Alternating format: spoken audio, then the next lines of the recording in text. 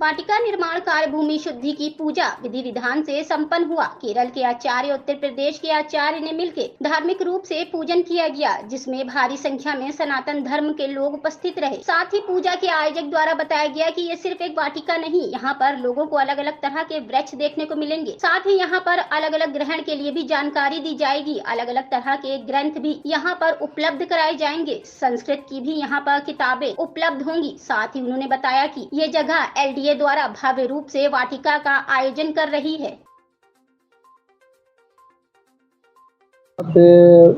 पूजा हो रही है और वृक्ष भी लगाए जाएंगे। इसको लेकर क्या करेंगे? लगातार आपके द्वारा भी जगह जगह पे वृक्ष लगाए जाते हैं, तो इसको लेकर क्या कहेंगे?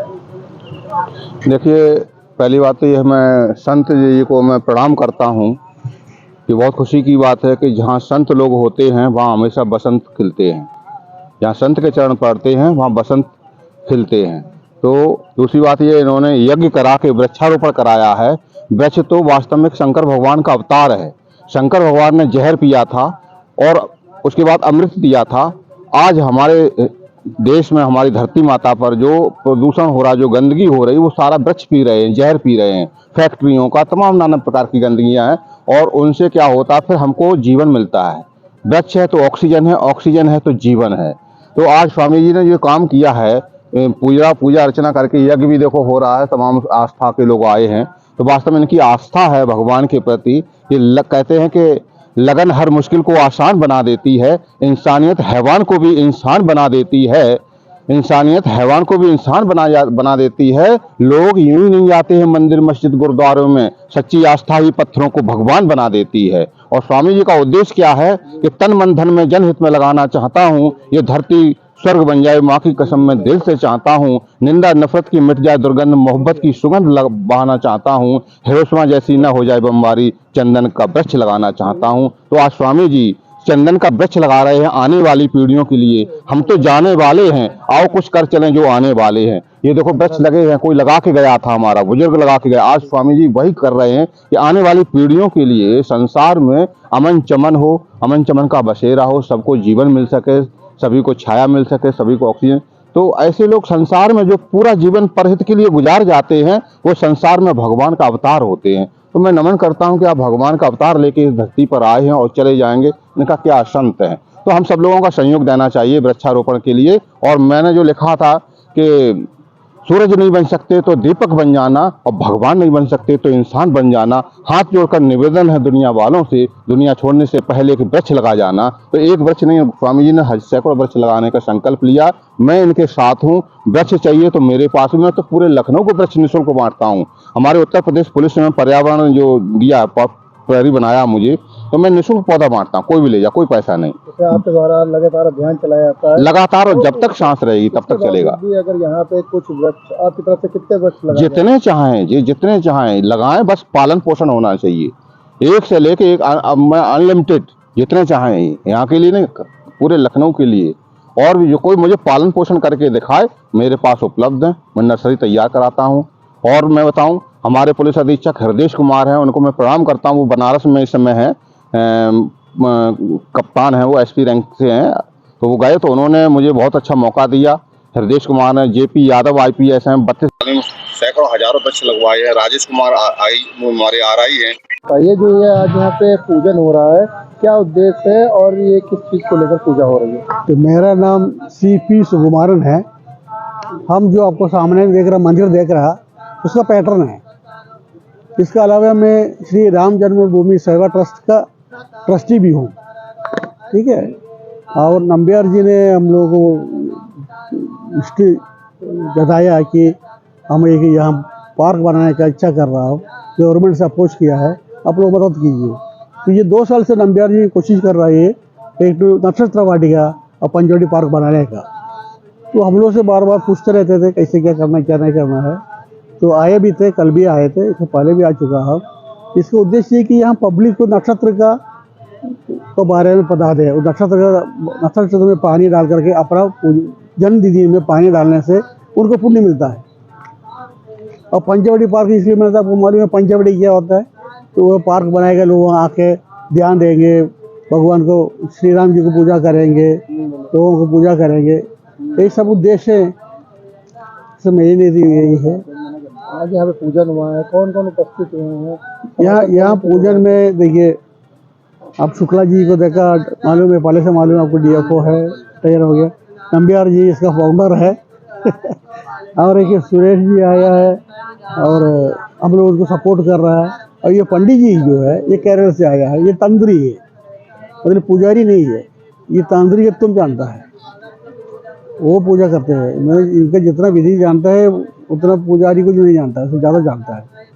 तो तंत्री जो आया था, इसका मंदिर के लिए भी काम करने के लिए वो यही आता है, इधर भी उन्हीं को बुलाया कि विधि विधान से पूजा हो जाए। अपना परिचय देते बताइए, जो आज यहाँ पे पूजा हो रही है, क्या उद्देश्य है और किस तरह की पूजा हो रही है? मेरा नाम है जनार्दन नंबियार और एक स्वतंत्र भारत का स्वतंत्र नागरिक है और परिचय कुछ नहीं है, बस यही है। तो दूसरा ये हो रहा है, यहाँ पर वाटिका मतलब बहुत फ़र्क होता है उसमें। पार्क में वाटिका में बहुत फ़र्क होता है। नक्षत्र वाटिका, ये हर नक्षत्र का एक वृक्ष होता है, वो यहाँ पर विधि से, शास्त्र विधि से हम इसको लगाने जा रहे हैं। राशि होता है, उसका वृक्ष होता है, नवग्रह का वृक्ष होता है। वृक्ष में मूर्ति भी ज़्यादा होता है, उसमें जान होता है। तो वो वाटिका तैयार कर रहे हैं एक तरफ। दूसरी तरफ हम पंचवड़ी में 5 वृक्ष होता है, वो पंचवड़ी यहाँ तैयार कर रहे हैं, पंचवड़ी वाटिका है ना। नवग्रह का वृक्ष होता है, नवग्रह का पेड़ लगा रहे हैं, वो नंबर 1। दूसरा जो है, यहाँ पर मैक्सिमम देव वृक्ष लगा रहे हैं। बाकी जगह देव वृक्ष का मतलब है पॉजिटिव एनर्जी देने वाला वृक्ष लगाएगा, उसका अंदर से आदमी चलेगा तो पॉजिटिव एनर्जी मिलेगा। चंदन है, रुद्राक्ष है, नीम है, इसी तरह काफ़ी वृक्ष है। उसके बाद मेडिसिनल प्लांट